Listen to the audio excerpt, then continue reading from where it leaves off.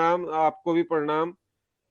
ये थोड़ा सा भाई टिपिकल सा नाम हो रहा है मेरे लिए पढ़ने में, कोई बात नहीं, कोशिश करूंगा। आनंद ध्यानी जी हैं, सभी को प्रणाम कर रहे हैं आनंद ध्यानी जी भी।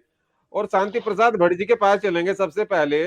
शांति जी। प्रसाद भट्ट जी, जिस तरीके जी। से किसान आंदोलन की बात हुई थी और किसान जो बिल है, बिल क्या कानून है, वो वापसी लिए, तो आज मुख्यमंत्री जी धामी जी ने कहा है, ऐसा बयान आपने भी सुना होगा, कि उससे इसकी तुलना ना की जाए देवस्थानम बोर्ड की। किस तरीके से आप देख रहे हैं? तो झुकने के मूड में नजर नहीं आ रही है सरकार। देखिए, जयवीर जी, इस बात को समझने की जरूरत है कि भारतीय जनता पार्टी ने जनता से जो वादे किए थे हम्म। उस पर यदि ये काम कर रहे होते इन 5 वर्षों में, तो हम्म। निश्चित रूप से उसके बाद यदि इनके द्वारा कोई कार्य किया जाता अतिरिक्त रूप से, तो जनता हम्म। उस पर आकलन कर कर सरकार के हर फैसले के साथ खड़ी होती। मगर हम्म। बड़े दुर्भाग्य के साथ हमको ये कहना पड़ रहा है कि भारतीय जनता पार्टी ने प्रचंड बहुमत की हम्म। सरकार बनाने के लिए जनता से जो वादे किए थे उस पर हम्म। काम नहीं किया, और ठीक हम्म। उसके विपरीत काम शुरू कर दिए। काम क्या करे? भू हम्म। कानून परिवर्तन किया, जमीनें बेचनी शुरू कर दी। हम्म। राजधानी गैरसैंण का मामला था, उसको ठंडे बस्ते में डाल दिया। हम्म। उत्तराखंड में नौजवान बच्चों को रोजगार देना था, उस पर इन्होंने टाई टाई फिश कर उत्तराखंड के नौजवानों के साथ धोखा कर दिया।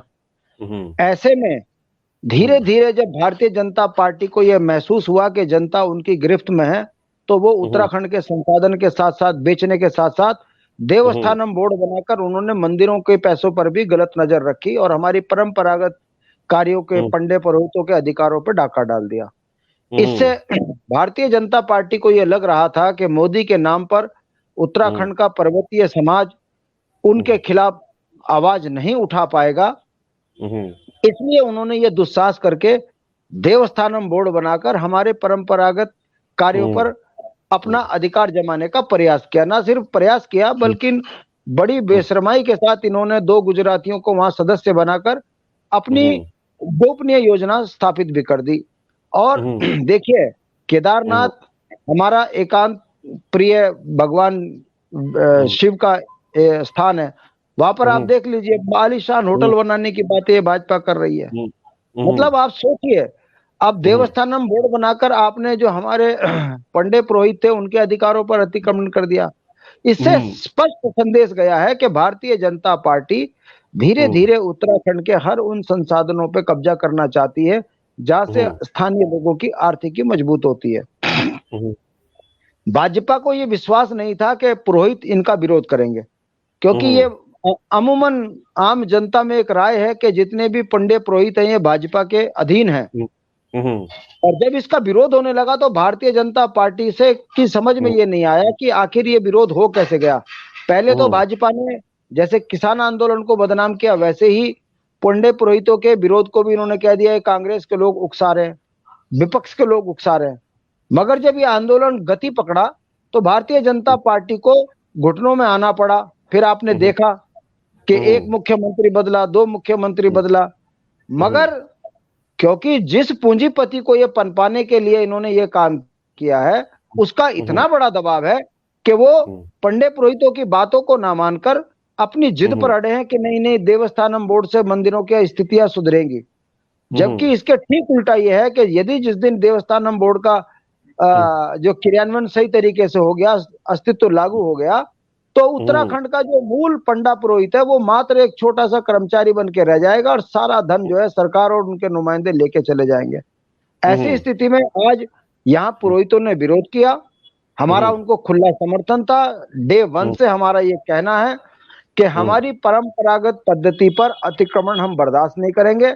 हमारी सरकार बनेगी तो हम देवस्थानम बोर्ड को खत्म करेंगे और पुरोहितों को उनका हक और हकूक दिलाकर रहेंगे।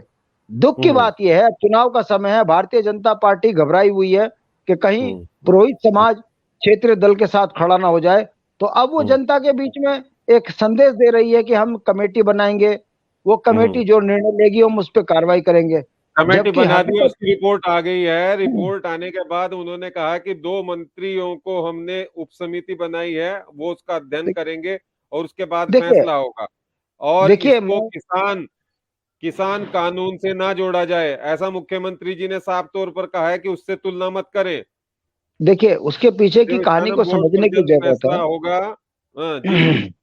उसको समझने की जरूरत है कि सरकार ने जिस काम को लिंगर ऑन करना है, जिस काम में हीला हवाली करनी है, उसकी कमेटी बना दो। और यदि कमेटी सामाजिक दबाव में कोई निर्णय ले ले, उसके बाद उसके मंत्रियों के हाथ में दे दो।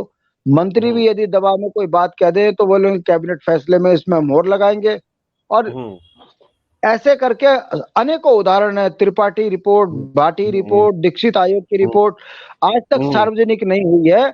और लोकायुक्त कानून को जिस तरीके से प्रवर समिति में डालकर इन्होंने 100 दिन की बात को 5 साल तक टाल दिया, कानून लागू नहीं हुआ। उसी तरीके से देवस्थानम बोर्ड पर स्थानीय पंडों के हक हकूक को बहाल कराने के लिए भाजपा बिल्कुल भी तैयार नहीं है।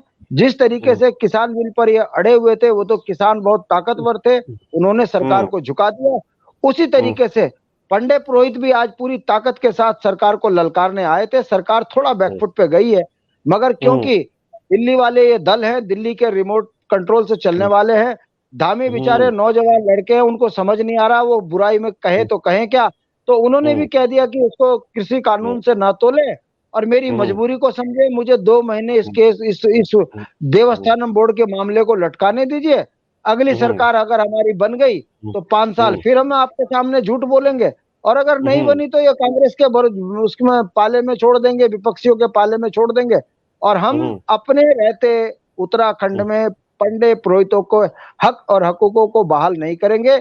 ये संदेश आज मुख्यमंत्री के बयानों से आया है। और हमारा यह स्पष्ट कहना है, उत्तराखंड की जनता कब जागेगी? जब आपके जंगल बेच दिए, जमीन बेच दी, पानी बेच दिए, नौकरियां बेच दी, संसाधन बेच दिए, उत्तर प्रदेश से जमीन छुड़ाने को तैयार नहीं है, वन कानून आपके ऊपर, आपके नौजवान बच्चों को आए दिन मार रहे हैं। ऐसे में सबसे बड़ी चिंता का विषय पुंडीर जी इस बात का है कि भीड़ फिर भी भाजपा कांग्रेस के बैनरों के नीचे दिख रही है। अगर भाजपा कांग्रेस के बैनरों के पीछे भीड़ अभी भी दिख रही है, इतना लूटने के बाद, पिटने के बाद, धोखों के बाद, संसाधन छीनने के बाद, अगर फिर भी अगर भीड़ वहां है, तो ये मान के चलिए अभी लोकतंत्र कॉर्पोरेट जगत के कब्जे में है। और कॉर्पोरेट जगत वोट को अपने ताकत से प्रभावित करने की मंशा पाले हुए है। इसीलिए लोकतंत्र में जनता की और जनता के वोटों की कीमत शायद ये कॉर्पोरेट पार्टियां नहीं समझ पा रही हैं। चुनाव नजदीक है, यदि जनता ने इनको पलट दिया तो इनकी राजनीतिक सोच में परिवर्तन आएगा, और यदि नहीं तो आप सोच लीजिए आने वाला समय बड़ा संकट का होने वाला है। भारतीय जनता पार्टी ने अपने इरादे स्पष्ट कर दिए हैं कि सत्ता दोगे तो कर्मचारियों की पेंशन हम खत्म कर देंगे, नौकरियां हम खत्म कर देंगे, किसान को 500 रुपए रोज पे जीने को मजबूर कर देंगे, उत्तराखंड संसाधन बाहर वालों को बेच देंगे। ये भाजपा का एजेंडा है और कांग्रेस ने भी इसी तरह काम किया है। सोच अब जनता को बदलनी है कि दिल्ली वाले दल उत्तराखंड के साथ धोखा करते रहेंगे, इनको यहाँ से हटाइए और अपने संसाधनों को बचाने के लिए क्षेत्रीय दल को आगे कीजिए। यदि ऐसा होगा तो उत्तराखंड का विकास होगा, वरना भाजपा कांग्रेस से विकास की बात करना, देवस्थानम बोर्ड में न्याय की बात करना, ये झूठी है, झूठ है। और इस झूठ के सारे लंबे समय तक अब जनता को नहीं रहना चाहिए, और भारतीय जनता पार्टी को सबक जनता सिखाएगी, हम ऐसी उम्मीद भी करते हैं। ठीक है, हमारे साथ में थपलियाल जी जुड़े हैं, उनसे जानने की कोशिश करूंगा। बहुत सारे सवाल हैं, पहले कमेंट भी लेता हूं।